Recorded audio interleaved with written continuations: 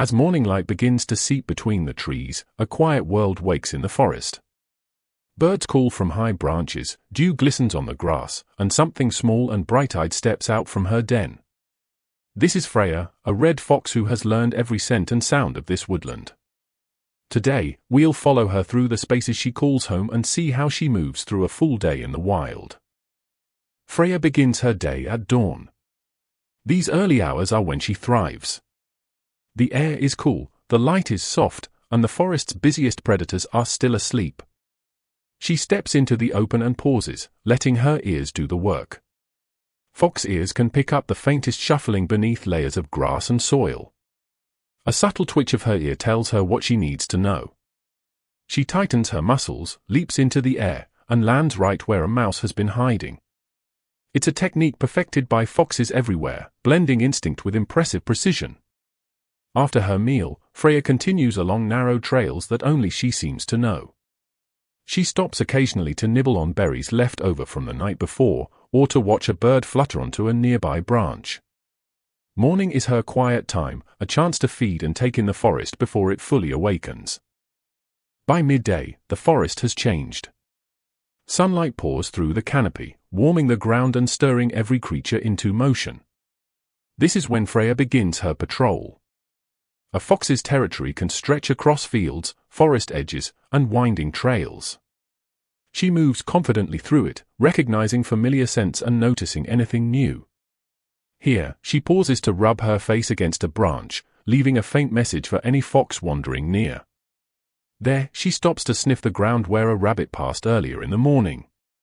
To her, the forest is full of clues waiting to be read. As the heat climbs, Freya slows down. She finds a shaded patch beneath low branches and curls up.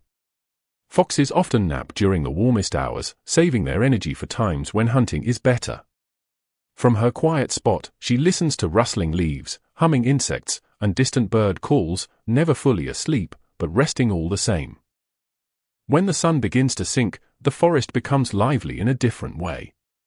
Shadows stretch, the heat fades, and animals that hid during the day emerge again. For Freya, this is ideal. She rises from her resting spot and begins to hunt once more. The same sharp ears and careful steps she used at dawn serve her well now. A rustle here, a faint squeak there, each sound could lead to her next meal. Foxes are skilled opportunists. Freya may dig for beetles, pluck a ripe berry from a bush, or stalk a bird that has grown careless as daylight fades. Sometimes she finds more than she needs. When that happens, she digs a shallow hole and buries her extra food. These caches are scattered throughout her territory, ready to be uncovered when times are lean. In this way, Freya prepares not just for tonight, but for the days ahead. As night settles across the forest, the once bright world becomes a place of soft shapes and quiet sounds. Some foxes stay active well past sunset, but Freya's nights vary.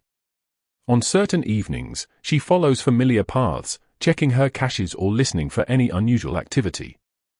On others, especially during breeding season, she may meet with her mate or check on her young.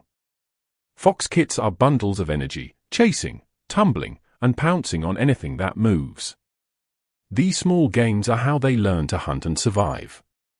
Freya watches them closely, nudging them back toward safety when they wander too far. When her tasks are done, she returns to her den.